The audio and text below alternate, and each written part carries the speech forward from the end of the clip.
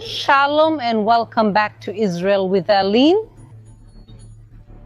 Jerusalem and all of Israel have experienced days of tension due to daily sirens caused by bombings coming from Iran. And during these days, the entire population and I had to take shelter in bomb shelters to protect our lives. However, a few days ago, a ceasefire began. And that's why today we came here to the old city of Jerusalem to see how the city is at this moment during the ceasefire. And especially to see with our own eyes right here the fulfillment of biblical prophecies related to recent events. So if you're ready, let's get started.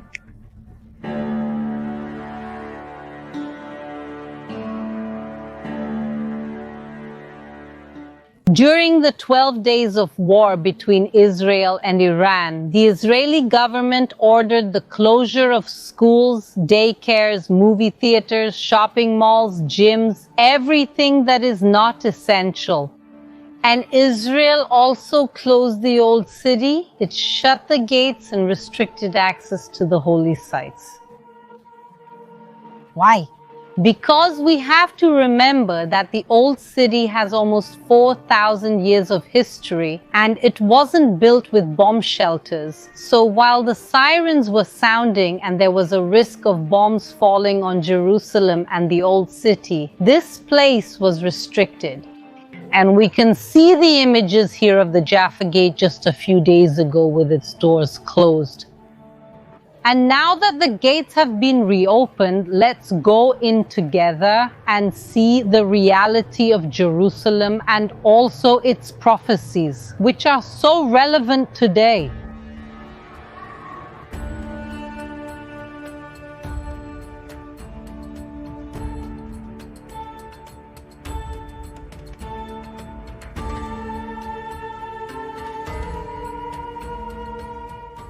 We have always known that Israel had enemies and that many of these enemies try to destroy everything we have. Especially after the massacre of October 7, 2023, we were able to see this very intensely. But the peak of this war, without a doubt, was what happened during these last 12 days of direct war with Iran. And we can clearly see that every time these enemies try to destroy Israel, not only do they fail, but Israel comes out even stronger each time. And in these last few days, and especially today as well, while I am walking here in the old city of Jerusalem and looking at each of the small details around me, I can't help but connect with a great prophecy made by Zechariah. Now I want to read together with you the prophecy that is in Zechariah chapter 8. As we read verse by verse, we will see it being fulfilled around us. Come with me. The word of the Lord of hosts came to me saying, "Thus says the Lord of hosts, I have great love for Zion. It is such a great love that it leads me to indignation against its enemies." We have heard of the love that God has for Zion. Zion is one of the hills here in Jerusalem, but the name is also used as a synonym for the whole city. God has a great love for Jerusalem and a great indignation against its enemies. And it's really no wonder any decent person has to be outraged by what Iran has done and continues to do. They armed, financed, and organized terrorist groups throughout the Middle East, such as Hezbollah in Lebanon, the Houthis in Yemen, and also Hamas in Gaza. Iran helped finance and orchestrate, for example, the massacre of October 7, 2023. And we saw that just in these last 12 days of direct conflict, they launched 540 ballistic missiles aimed only at civilian and populated areas. That's why I said we really needed to hide, and they also launched 1,100 suicide drones. Truly, any decent person should be outraged by these attacks, not on military targets, but on civilian targets. And these attacks also killed civilians, including children, in several places in Israel. And the prophecy goes on as follows. Thus says the Lord, I will return to Zion and dwell in the midst of Jerusalem. And will Jerusalem be called the faithful city? And the mountain of the Lord of hosts will be called, thus says the Lord of hosts. The old men and old women will once again sit in the squares of Jerusalem, each with a cane in hand because of their great age.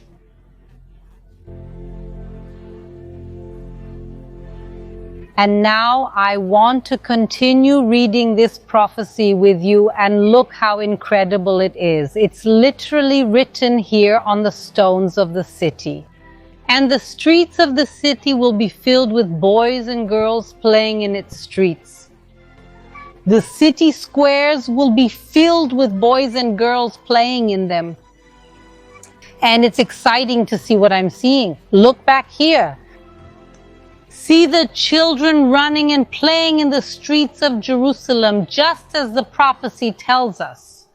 It's hard to imagine that just a few days ago, all these children were hiding in bunkers, in bomb shelters with their families. I mean, Israel was at war, and Israel is an extremely resilient people, because at the first opportunity we see life returning to Jerusalem, and there's a sense of normalcy of children playing that the only way I can really explain this to you is through these biblical verses from Zechariah.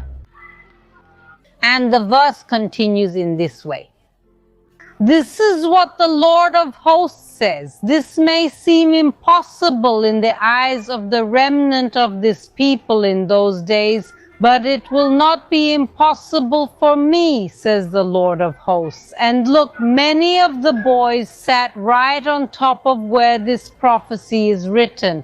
They may not have even noticed where they are, but as the prophecy says, this may seem impossible, but for God nothing is impossible. And that's exactly what we're experiencing these days. Ask anyone outside of Israel a week ago, how was Israel? Everyone would say war and destruction and sirens and all the terrible things that really happened to families who lost their lives, children who lost their lives during this war.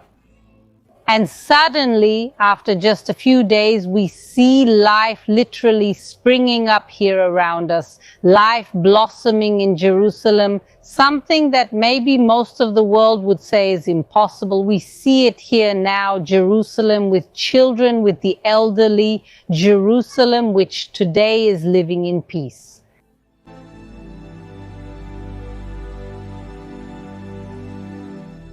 Thus says the Lord of hosts, behold, I will save my people, bringing them from the land of the east and from the land of the west. I will bring them, and they will dwell in Jerusalem. They will be my people, and I will be their God in truth and in righteousness. How can we understand this part of the prophecy? To understand this, we need to go back in history. We need to know that the Jewish presence in the land of Israel has been uninterrupted for more than 3,300 years. However, the Romans destroyed the temple in Jerusalem and expelled most of the Jews from their land. There were always those who stayed, but most of the people of Israel were then scattered to the four corners of the world. We see how there are Jews in India, in the United States, in Canada, in Europe, in Brazil. Jews have spread all over the world, to the east and to the west. And we see that since the 19th century, there has been a return of the Jews, and this return has become more and more intense. However, logic says that when Israel is at war, no one would want to come live in a country at war. And it's exactly the opposite that we are witnessing in our days. Since the massacre of October 7th, 2023, more than 45,000 Jews have returned to their land. Imagine, after almost 2,000 years of exile, we are finally seeing the people return to their land. Which doesn't make any sense. Because when we see terrible wars also happening in so many places around the world, in Syria, in Yemen, in Ukraine, what we see are refugees. People leaving their homeland for safety reasons and going to other places. But what we are seeing in Israel is that during the war, people want to return to their homeland. Something truly incredible. 45,000 people who were in exile decided to return. And not only that, now when the war with Iran broke out, there were 150,000 Israelis abroad. And the Israelis, seeing their cities in Jerusalem being bombed, what did they decide to do? They decided to ask Israel to help them return. Many rescue flights were made, and this was even mentioned on social media and in the world news. There are rescue flights from Israel because of the war.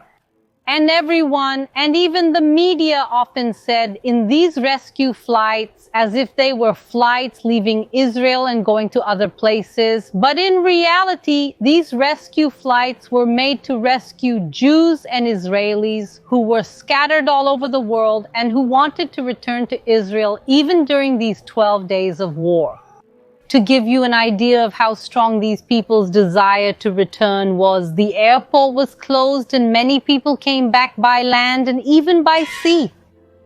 Entire cruise ships were rented and thousands of people were brought back to Israel by ship, by boat. In the middle of 2025, people were returning to Israel by boat because it was the only way to come back, since for most of those 12 days the airport was closed. So when we read this verse that says God will bring his people back to their land, we are seeing this happening and intensifying.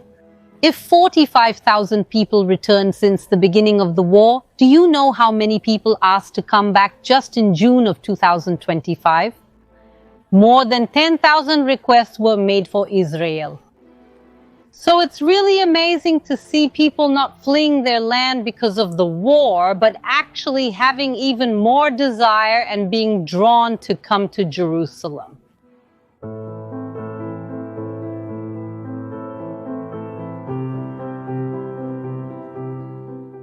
God speaks through the mouth of his prophet that there will be a sowing of peace and that the vines will yield their fruit. And really, when I was passing by here, I started looking up and you can see the amount of grapes on these vines. We are literally seeing Jerusalem bearing fruit. Because there will be sowing in peace, the vines will yield their fruit, the land its harvests, and the heavens their dew. And I will make the remnant of this people inherit all of this.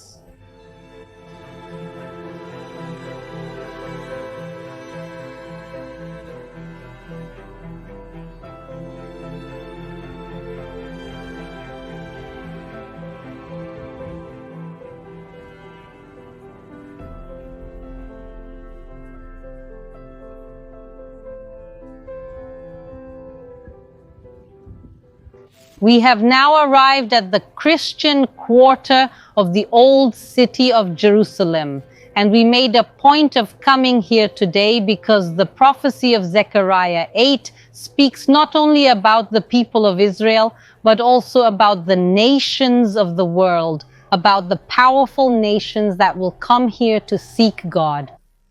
And that's why when we look around us here, we can see that not only is the Jewish quarter coming back to life and flourishing, but we can also see here that the Christian quarter is truly being reborn. Not everything is open today because today is Sunday and some Christian businesses prefer not to open, but they are reopening, and little by little we are seeing the nations returning to this place. But first, let's listen to the verses. Thus says the Lord of hosts, peoples and inhabitants of many cities will still come. And the inhabitants of one city will go to another, saying, let us go quickly to seek the favor of the Lord, and to seek the Lord of hosts. I will also go. Many peoples and mighty nations will come to Jerusalem to seek the Lord of hosts and to ask for the favor of the Lord. And I really know how much the world's media talks about Israel and often makes up lies. And this really ends up making a lot of people afraid to come to Israel or believe that Israel is a country completely different from its reality. But when we are here, we are seeing the nations of the world, people who are, in this case, for example, tourists who came here to visit the holy sites of the old city of Jerusalem, and they are seeing the truth with their own eyes. And once again, looking at it objectively, who would do tourism in a country that just came out of a war a few days ago with Iran and still hasn't reached a permanent ceasefire with Hamas in the Gaza Strip? And despite all of this, we see that on the day the doors of Ben Gurion, the Tel Aviv airport, reopened, the moment the doors reopened, we started seeing people coming to Israel again. For now, we mainly see smaller groups, but with each passing day, more and more people from the nations of the world are coming back here to Jerusalem. Today, as we walked through the streets of Jerusalem, we saw elderly people walking and sitting in the squares. We saw a really huge number of children playing and running through the streets. We also saw, and we continue to see here, pilgrims from all over the world coming to visit the holy sites, the places where the biblical stories happened.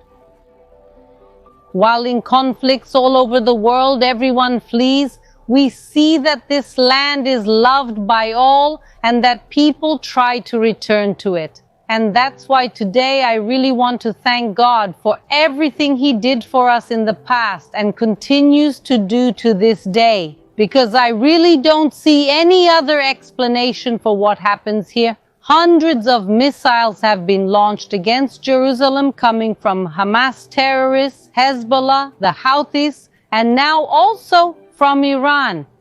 And of the hundreds of missiles launched, including high-precision ballistic missiles, none of them fell inside the city. All of them, without exception, were intercepted. That really is a miracle nowadays. To see Jerusalem like this, after all the war we've witnessed in the last 12 days, is a miracle. And that's why we have to thank God for everything He does and continues to do. But also remember to keep praying for peace. Shalu Shalom Yerushalayim. Pray for the peace of Jerusalem, for the peace of all Israel, for the peace of Iran, for the whole Middle East, for so many wars happening nowadays, and may we meet in days of true and everlasting peace, God willing. Thank you so much to everyone who watched today, and I'll see you next week.